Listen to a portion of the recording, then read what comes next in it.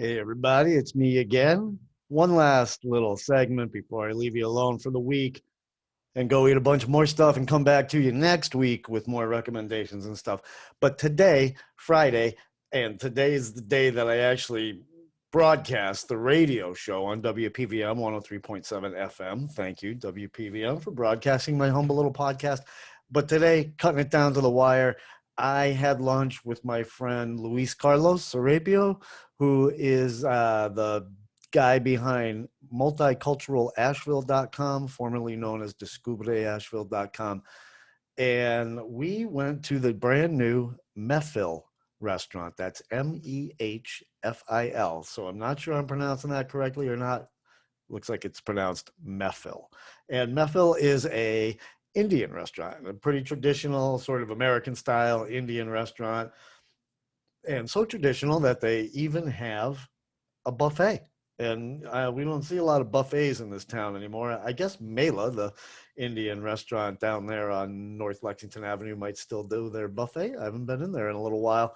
I'll have to go give them a little visit. But Mehfil has introduced Asheville to their buffet, or to their food through their buffet. It is very affordable, for one thing. So go treat yourself to a very affordable and very filling lunch at the Mehfil buffet.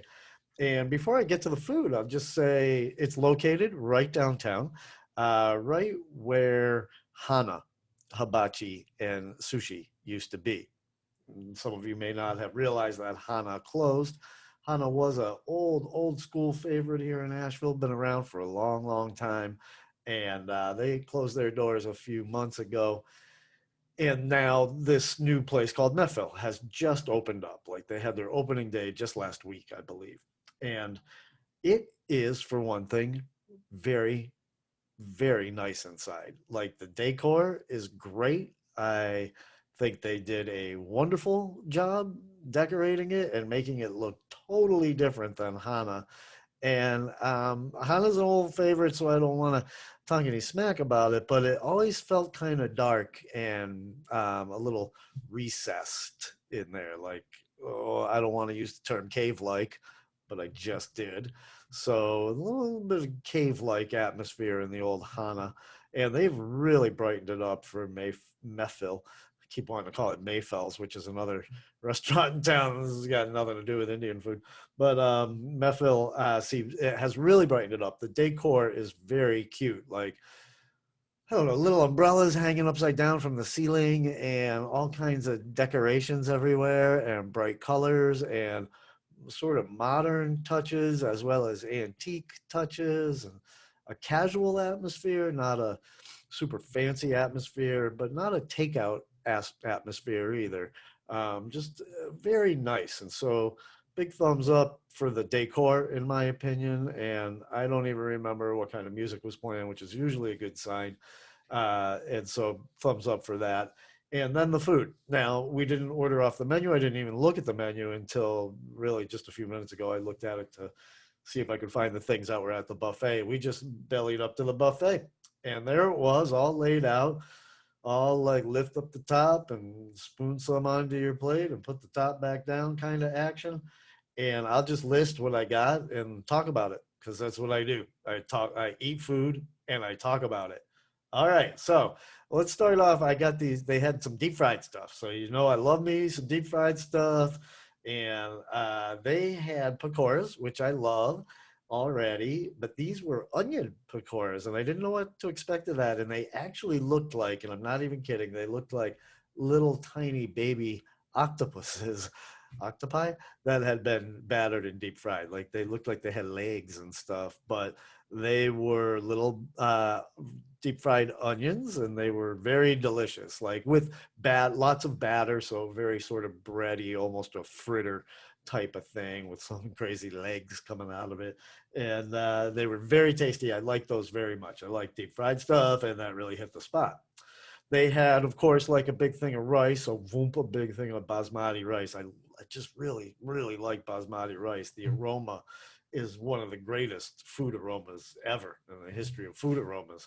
And so I got a big old pile of that. And then on top of that, I added some chicken tikka masala, some shrimp vindaloo, some mutar paneer, some various sauces, and I added a little piece of naan, N-A-A-N, and a little piece of roti, R-O-T-I, and also I had a couple of pieces of tandoori chicken on there, and everything was great.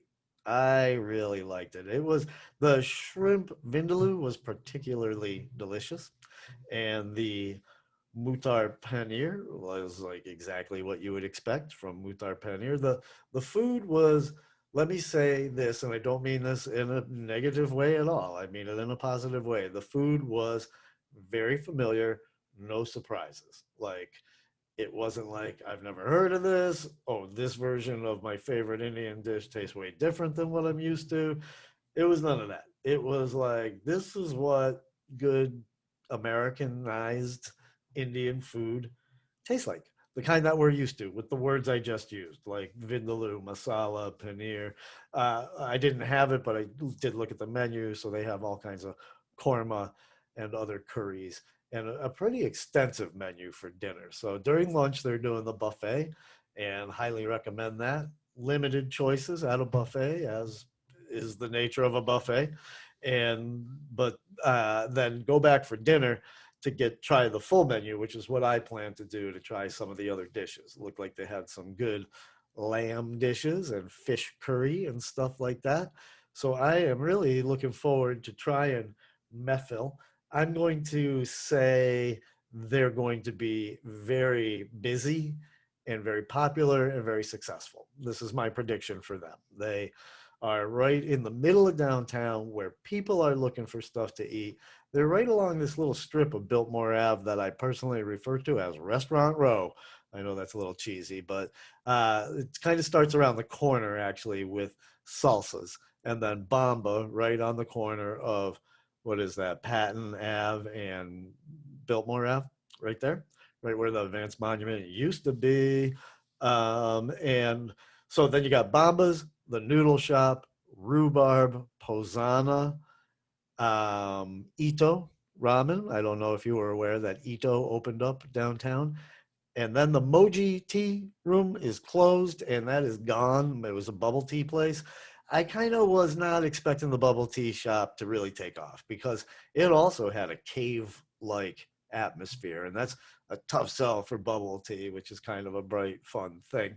But the folks running Mehfil's told me that they're in the process of cleaning it up and renovating, and they're going to take that. They've already taken over the lease, and they're going to open that as a sort of a more casual, even more casual, to go Indian Indian street food restaurant. And the gentleman even referenced chai pani when he said that. He said similar to chai pani. So I think that's great.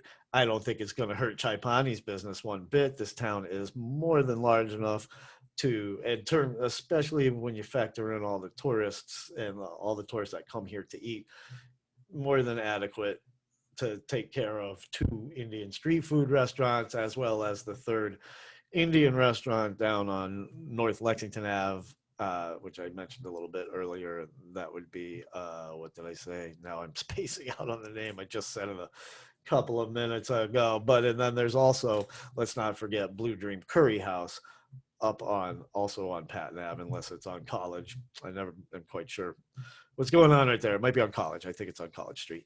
And so they're doing curries of the world. So not just Indian food, just curries of the world. And then, there's Thai curry around, there's Little B Thai and stuff like that. So there is curry to be had. There's Indian food to be had. Now there's a new Indian restaurant downtown, and they are planning to open up a second little street food restaurant right next door. And then rounding out Restaurant Row is really you skip a few doors down of little cute little businesses like Southern Expressions, and I forget what the other one's called, Indo, I think, Indo. And then there's Karate, and that is just, of course, a fantastically amazing restaurant. Hard to get into Karate these days. They trim their hours way back, and they are booked solid for months in advance sometimes. At the dinner hour for sure. Other times of day you could get in a little bit, but like try your luck at the bar. That's what I always say about karate. But there's now La Bodega by Karate right behind it. I've already talked about it a bunch of times. And that part of the deal there is that there's no reservations at La Bodega. So you're not going to, I don't know. They're hoping that it'll relieve some of the pressure on karate, and some of the folks who aren't able to eat at karate will be pleased to go eat at La Bodega. And I know that I am. I love it. It's like kind of my favorite new jam in town. All right. So yeah, speaking of new jams, Mehfil Indian restaurant on Biltmore Ave and La Bodega, as long as I mentioned it over there on South Lexington Ave. All right, folks. I think that's about enough for this week. I'm going to take the rest of the weekend off. Have a great day. Have a great weekend. Eat a bunch of great food. Follow me on Facebook and Instagram at StuHelmFoodFan.com. Sign up for my Substack newsletter if you can. I send it out once, twice, up to 3 times a week. Lots of recommendations. And follow me now on my YouTube channel. You can look it up. It's just Stu Helm, the food fan, as is everything I do.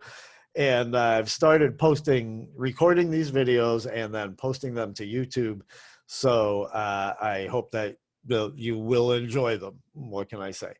Thank you again, WPVM 103.7 FM, the progressive voice of the mountains, for broadcasting my humble podcast. Bye.